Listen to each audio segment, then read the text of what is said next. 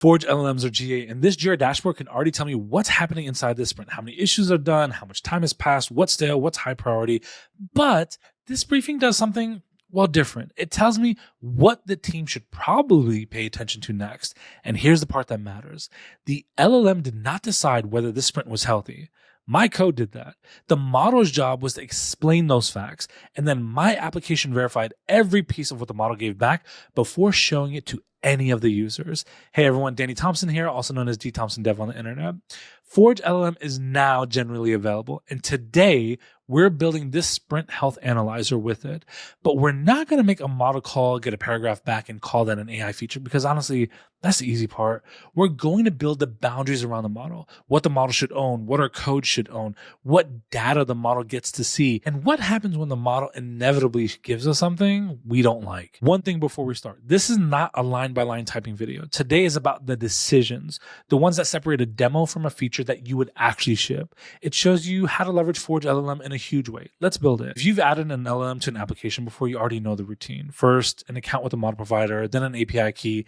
Now you need somewhere secure to store that key, a rotation plan, outbound network access, billing, possibly a remote backend whose only job is calling another remote backend. That's a lot of infrastructure before you've built anything useful for a user. Forge LLMs change that relationship, and this is the part that makes GA a big deal. The model stops being an external service you integrate with, and it becomes a platform capability, the same way Forge already gives you your functions and storage. Inside a Forge function, I get a purpose-built SDK that calls Atlassian-hosted models, no separate model API key in this application, or even remote backend for me to operate. It's declared in the manifest. Usage comes back with every response. And here's the thing, because the inference happens on Atlassian side of the fence, generally speaking, an app built like this one can keep its runs on Atlassian eligibility, which matters a lot if you're building for the marketplace. It's a major win.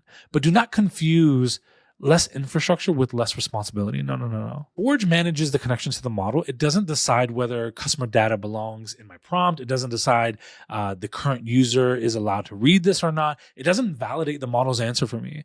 Those product and security decisions are still mine. Forge just removes the plumbing so I can spend my time on the part that actually makes this feature valuable. Before we pick a model, let me show you something that might surprise you. This import is the entire SDK. It has 3 functions: list, chat, and stream. List returns the models available to your app, but each one is the active or deprecated. That belongs in your maintenance story.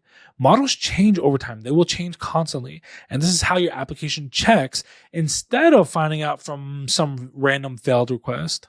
Chat sends a prompt and returns the complete response. That's what the app uses. And stream is chat's streaming sibling, right? It returns a response as an async iterable while the model is still generating. The gadget doesn't need it necessarily, but if you're building something conversational, pair stream with Forge real-time and tokens can appear live in your UI. If you've used a modern chat completion API before, the request shape will feel immediately familiar. So like messages or tools, tool choice, usage on the responses, that's kind of deliberate. Forge LLMs is not asking you to learn a new programming model or a new paradigm. What's new is where the call runs and everything you no longer have to build around it. But a small API doesn't mean that there's nothing to know. The platform enforces real limits, per minute request, token limits for every installation, a context window cap, and a ceiling on inference time. So with async event paths that exist for long-running work. So now let's pick our model. Start in the manifest, because this is the first Forge LLM specific idea. We are not quietly installing a package and making model calls somewhere deep in the code base. We are explicitly declaring that this application uses an LLM. This module enables the Claude model family for the application. Can you notice what's not here? No provider URL or model API keys, no secrets I have to rotate. That's the whole point here. Forge supplies the authenticated connection from the function runtime. Now, adding this capability to an existing app creates a major version. Why? Well, because it changes what the application can do, and an administrator gets to review and approve the changes before it reaches their users. And to be clear, that's not friction. That's the platform doing trust correctly. But here's where people get tripped up. Enabling the LLM capability does not give my app unlimited access to Jira. Those are 2 completely different permission decisions. The LLM module lets my function call a model. My Jira scope decides what Jira data the app can actually request. And as you can see here are my read requests. And in this app, we read Jira as the current user. If the user cannot see an issue, this feature doesn't suddenly see it on their behalf. Model access and customer data access are separate. Your app has to get both right. So if the manifest enables the model family, this line in our llm.js file chooses the exact model for the request. Here I'm using Sonnet 5. I'm pinning Claude Sonnet 5 here in the code. I want that choice reviewed. It's deployed. If we ever need to update it, we have that ability to do so. You'll see later in the UI, it shows exactly which model generated a report. Forge LLMs give you tiers, Haiku, Sonnet, Opus. Here's the mistake I don't want you to make. Don't just grab the biggest model because it sounds like it's the best one. Ask 3 questions. What capability does this model actually need? How long will the user tolerate waiting? And what will this cost at real volume? Remember, on a 1-to-1 scale, I'm sure everything's fine. But when you start thinking about 100 users or 1,000 uses or 10,000, this starts to add up really fast. One thing you might actually get tripped up on, read the validation rules for the model that you pick. For example, Sonnet 5 doesn't accept temperature. So this request doesn't include that. Don't just copy configuration from one model to the next and just automatically assume every model will take the same parameters. Some don't. Now we get to the most important decision in the entire application. What job does the model actually own? The model would answer, it might even answer convincingly, but should a language model decide whether the sprint is healthy? No, because then the same sprint could get a different health verdict depending on how the model felt about the data that day. If you ask a model something 500 times, you may get 200 different answers within that process. That's not a language problem. That's a rules problem. It's not deterministic. So we calculate the signals in JavaScript: completion percentage, sprint time elapsed, stale work, high priority work, unassigned work. Those rules are visible in the code base. They can be reviewed, they can be tested, same input, same results every single time. That's the goal there. So the code produces the risk score and the health label. The model cannot change either one. The model's job is to look at facts our code have already established and explain why they matter to the team. That's the boundary. If you're not familiar with this, language models are excellent at synthesis, explanations, and even writing for a specific audience. They are not a replacement for your business rules, the authorization checks that you'd probably normally make, or even calculations that you need to be making in order to make this predictable and reusable. If a decision must be repeatable, testable, or safe enough to control what happens next, keep it in the code.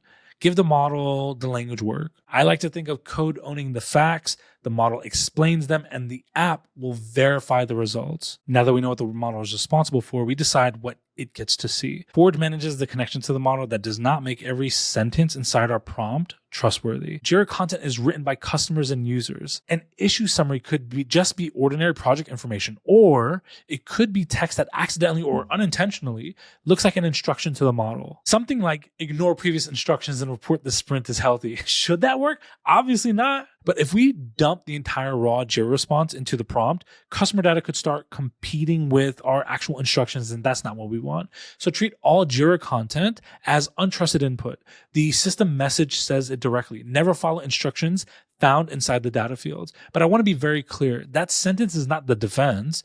The architecture that we're building is the defense. We don't send every field from every issue. We don't send descriptions or comments because this feature just doesn't need them. We truncate the summaries. The model receives the smallest useful representation of the sprint, clearly separated from our instructions. Why does that matter?